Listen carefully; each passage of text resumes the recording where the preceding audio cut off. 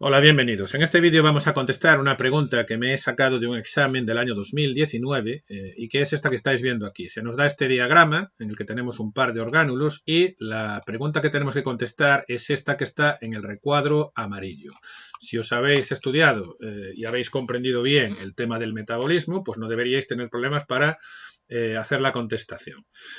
Como siempre, si alguien quiere intentar el ejercicio, si alguien quiere intentar la pregunta, que pause el vídeo en este momento y yo dentro de 3 segundos os pongo la respuesta y comentamos. Respuesta en 3, 2, 1. Bueno, ante una pregunta de este tipo contestaríamos de la siguiente manera. Tenemos lo primero, antes de nada, que identificar qué orgánulos son el orgánulo número 1 y el orgánulo número 2. El número 1 es un cloroplasto y esto de aquí es una mitocondria.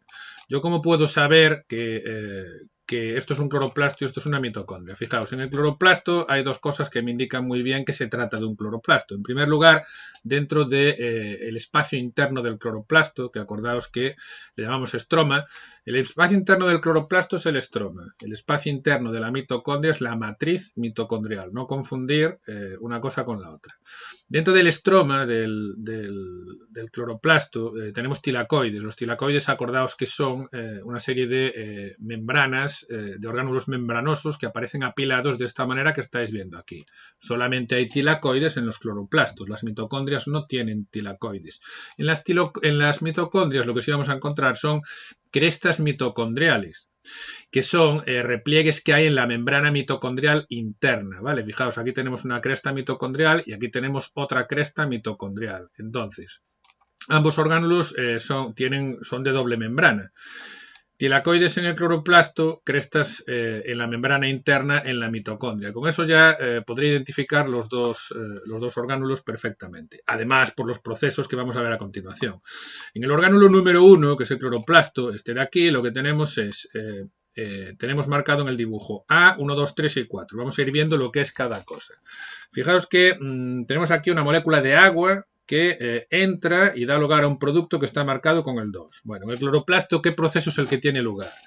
Lo que tiene lugar en el cloroplasto es el proceso de fotosíntesis. ¿Y qué es lo que ocurre en el proceso de fotosíntesis? Recordemos que hay un trasiego de electrones y recordemos que la sustancia que proporciona electrones es el agua. Acordaos que hay un proceso que se llama la fotolisis del agua, que consiste en que una molécula de agua se rompe, los electrones son captados por los fotosistemas y en ese proceso de fotolisis, de ruptura del agua, se genera oxígeno, porque todos sabemos que durante la fotosíntesis se desprende oxígeno y ese oxígeno precisamente viene de la ruptura, de la fotolisis de una molécula de agua. Por lo tanto, en el número 2 tenemos oxígeno, el número 1 es luz solar y además fijaos que nos han puesto aquí dos rayos de luz solar y recordad que tenemos dos fotosistemas, fotosistema 1 y fotosistema 2.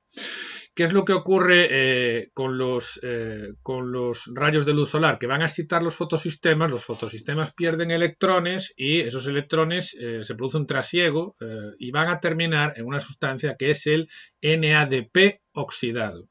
Recordad que estos coenzimas como el NAD y el NADP, cuando aparecen con el signo más, se está refiriendo a la versión oxidada y cuando aparecen con la H, se está refiriendo a la versión reducida. Tenéis que tener en mente también, tenéis que tener claro que la oxidación es la pérdida de electrones, que la reducción es la ganancia de electrones y lo que sucede aquí es que en el número 3 tendríamos NADP oxidado que capta electrones y se reduce para dar lugar a NADPH o NADP reducido. Este NADP reducido va a ser utilizado junto con la sustancia número 4, que es el ATP. Fijaos que aquí se genera, a partir de ADP, se genera ATP. Y el ATP, que es energía, y el poder reductor, que es NADPH, se van a utilizar en el proceso A, que es el ciclo de Calvin. Os recuerdo que la fotosíntesis tiene dos fases. Una etapa luminosa, que sería la que genera la energía en forma de ATP y el poder reductor en forma de pH, y luego una fase oscura, que es el ciclo de Calvin, que es el que nos va a utilizar la energía y el poder reductor para fabricar glucosa a partir de ¿qué? A partir de un gas número 5, que es el dióxido de carbono, ¿sí? Y este dióxido de carbono, ¿de dónde viene? Viene de la mitocondria, porque acordaos que lo que sucede con los gases, con el oxígeno y con el dióxido de carbono, mitocondrias y cloroplastos, funcionan de forma inversa, es decir, el oxígeno entra en la mitocondria y la mitocondria consume oxígeno, mientras que el cloroplasto desprende oxígeno en la fotólisis del agua. Y el dióxido de carbono que se obtiene en la mitocondria tras el proceso de respiración celular va a ser utilizado después en la fotosíntesis para fabricar la glucosa, ¿sí? En el ciclo de Calvin.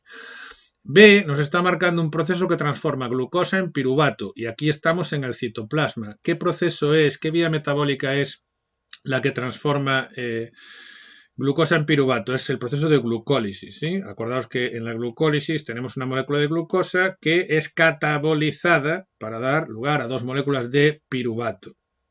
Después de ese piruvato entra la mitocondria y vamos a obtener acetilcoenzima A. Aquí aparecen los ácidos grasos también y fijaos que podemos obtener acetilcoenzima A de la glucosa, piruvato, acetilcoenzima A, o podemos obtenerlo de los ácidos grasos. ¿Cuál es el proceso catabólico que transforma ácidos grasos en acetilcoenzima A? Es la beta-oxidación. ¿Sí? La beta-oxidación consiste, es un proceso catabólico que rompe el ácido graso para originar moléculas de acetilcoenzima A. Cuanto más largo sea el ácido graso, más moléculas de acetilcoenzima A se libera. Recordad que cada molécula de acetilcoenzima A lleva 2 carbonos. Esa acetilcoenzima A va a entrar en un ciclo de reacciones que está marcado aquí con, con la letra D, que es el ciclo de Krebs, también llamado ciclo de los ácidos tricarboxílicos, y en el ciclo de los ácidos tricarboxílicos lo que va a suceder es que hay una sustancia que es la número 7, que es el NAD oxidado, que capta electrones y se reduce a NADH o NAD reducido. Después, ese NAD reducido cede los electrones a los componentes de la cadena de transporte de electrones y el aceptor final de esos electrones va a ser el oxígeno. Ese oxígeno que capta electrones se transforma en ¿qué? Se transforma en agua, que sería el número 6. ¿Sí? Y durante todo este proceso hay un bombeo de protones al espacio entre las dos membranas de la mitocondria que al final va a ser aprovechado por la ATP sintasa para fabricar ATP a partir de ADP, que sería el número 4. Bueno, pues este diagrama, esta pregunta me ha parecido muy interesante porque nos permite repasar la fotosíntesis y nos permite repasar la respiración celular y tener una visión global de todos los procesos de una forma conjunta, ¿sí? Que nos pregunta también, no es la dificultad, sería más difícil la pregunta si no nos diesen ya lo que tenemos que colocar en las letras y en los números, pero en este caso el propio enunciado nos lo da. Os dice que tenéis que colocar aquí qué cosas son las que tenéis que colocar.